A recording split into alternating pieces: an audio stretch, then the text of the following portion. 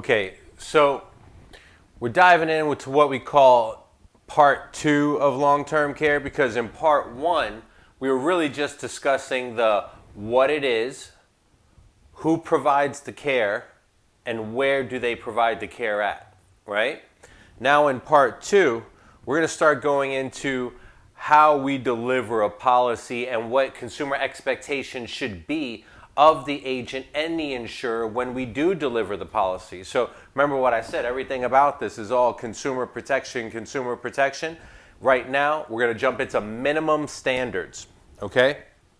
So even before we do that, so you know how much I love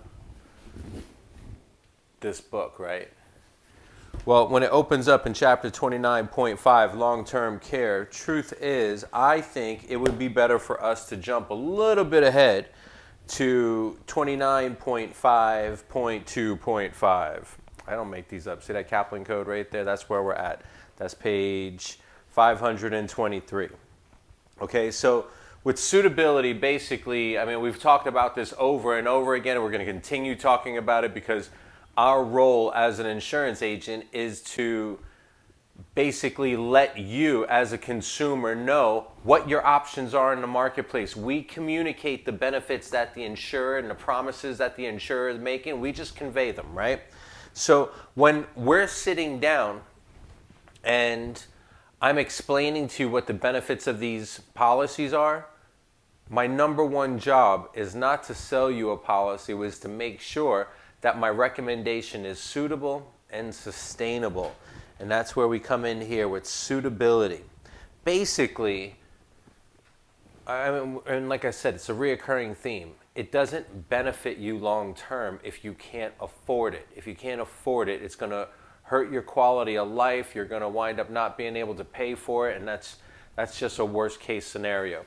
So to make sure this doesn't happen, insurers are responsible for putting suitability requirements in.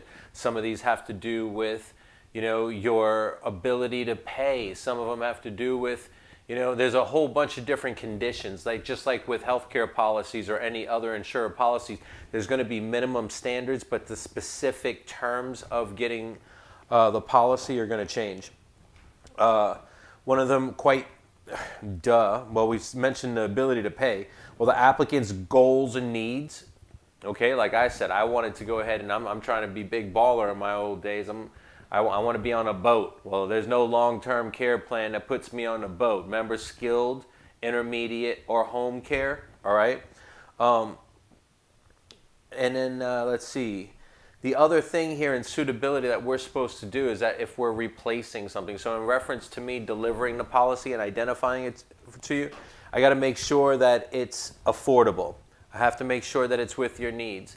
And my illustrations, let's see, replacement, new versus old, I need to compare it. So I need to compare the values, benefits, and costs of the existing insurance with the values, benefits, and costs of the recommended replacement.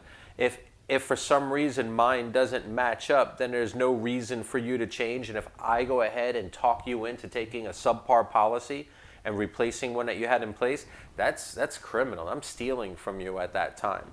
And so in reference to how this conversation starts, I want you to know that everything that we're going to discuss, all the suitability requirements, minimum standards, aren't to make our lives as agents more difficult. It's really to make sure that the person who's buying the policy knows exactly what they're getting. And it's been explained to them clearly, so that way when I come up and I explain the benefits of your policy, and then I send you over to, maybe it's the CFO website, so that way you can go through and download the long-term care guide for yourself. It would be nice for you to be able to see the consistencies between my presentation and when I made my proper disclosures and the consumer resources over here that are basically doing everything in their power to make sure you understand how to engage in the conversation. For instance, the CFO resource on long-term care literally goes through about 3 different pages of questions you should be asking prior to meeting with somebody for this, to discuss your options. So remember, when it comes to suitability, it's the ability to pay, the goals and needs of the client, and if we're replacing something, is that replacement in the client's best interest. That's that fiduciary responsibility. Fiduciary, yep. That means that we place your needs as a consumer above our needs for a commission. All right. Now, in this suitability thing, we got to understand. In the book here, they talk about reasonable efforts. That we have to make reasonable efforts. The reason that it's stated like that, and it doesn't say we must go ahead and go through this process, is because if you were my client, I couldn't make you tell me these things about your personal finances. I can't make you disclose anything. So you do have the right to not give me the information, but the flip side of that coin is the insurer has the right to not give you the policy, all right?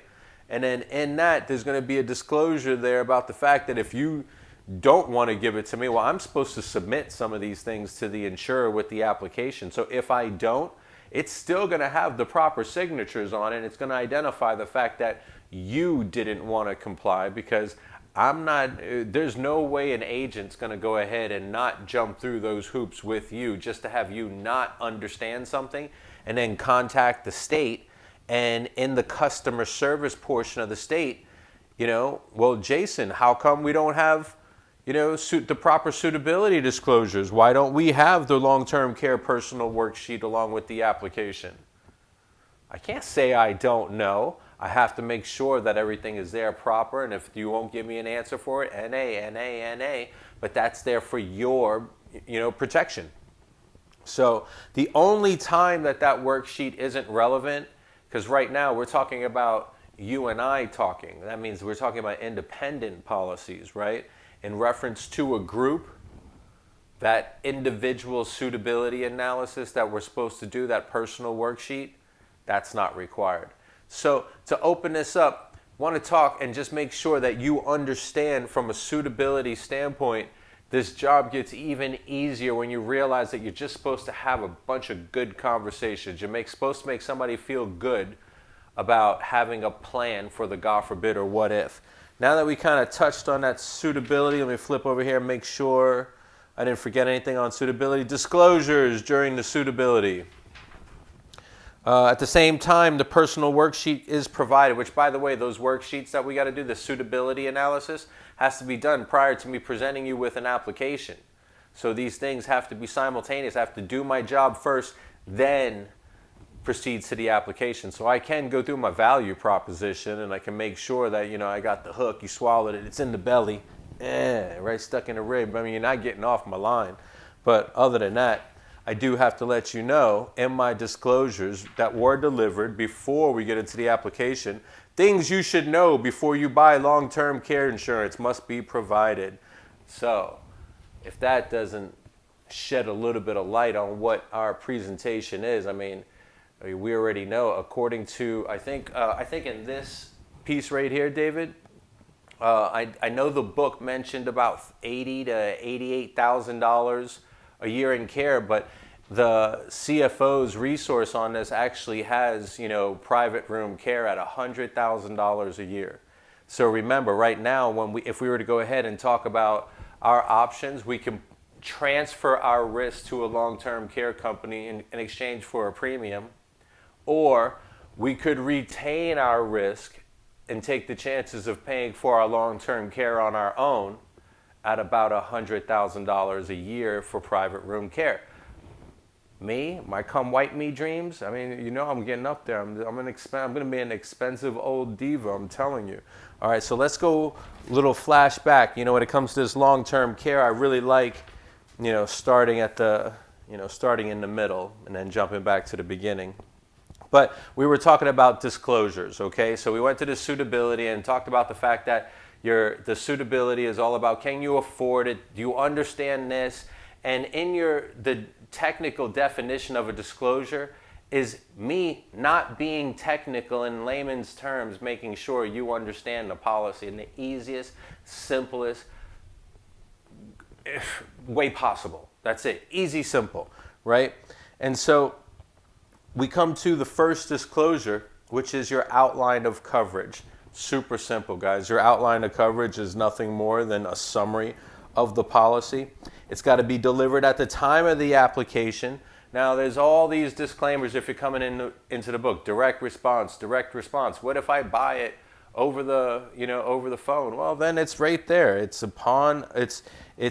from a direct response standpoint, it's definitely given. It is upon request in the very beginning of the process, but regardless, if I can't get it to you at the time of application, I have to get it to you at the time the policy is delivered.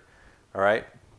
Now, in this outline of coverage, what you're going to get, you get a description of the benefits that's going to be provided. Like I told you, it's just an outline.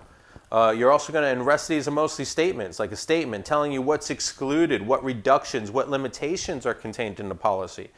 Renewal provisions, basically saying that if in the renewal process, if the insurer has the ability to go ahead and increase your premium for any reason, it's got to be in there. It's going to be in your outline of coverage.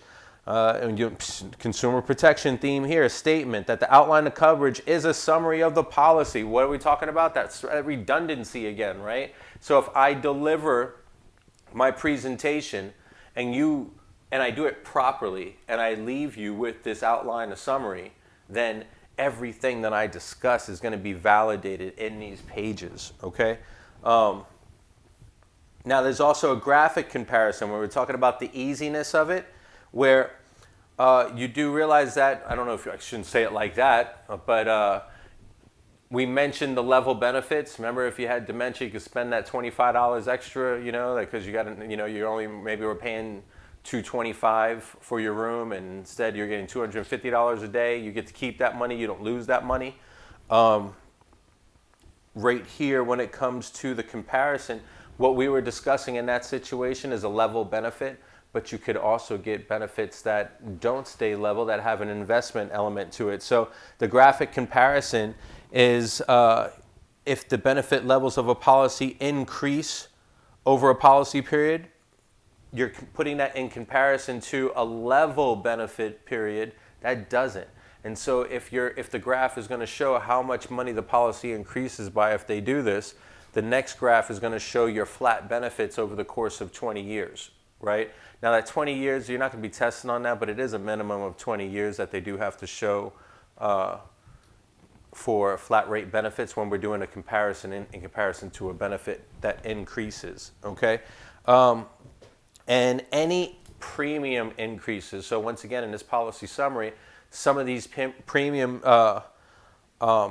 they're benefit increases, whatever the benefit may be. So if it's an automatic or optional, if there's a premium increase that's associated with that automatic or optional benefit increase, it's got to be disclosed within the policy, within the outline of coverage, okay? Now, the next disclosure is going to be the buyer's guide, okay? And the buyer's guide was put together by the National Association of Insurance Commissioners. Commissioner. Who the heck was a commissioner? We have the CFO. So he can't be the commissioner if he's the CFO, right? And then we have the department, which belongs to the CFO.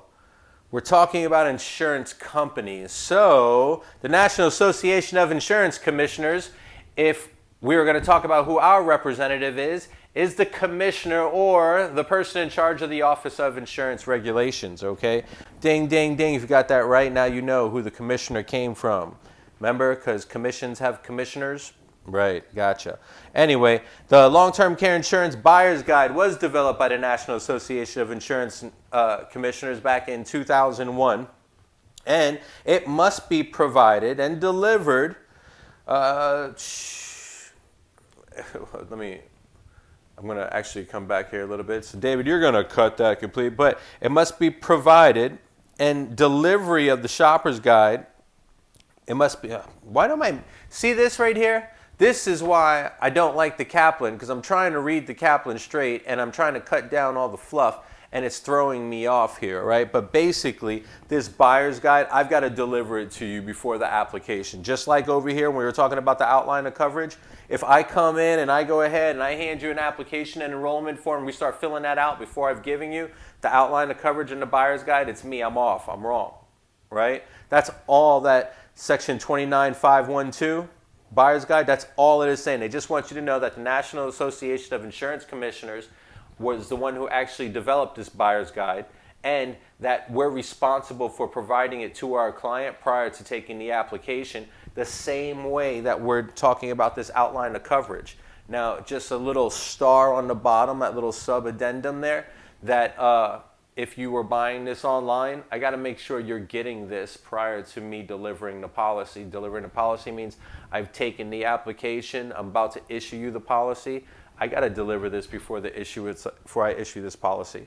And so, guys, to open this up right here, about to transition into marketing and advertising. Where are my keywords here? Disclosure, outline of coverage, buyer's guide, suitability, and sustainability. That's why I went into the vocabulary so we can cut it off and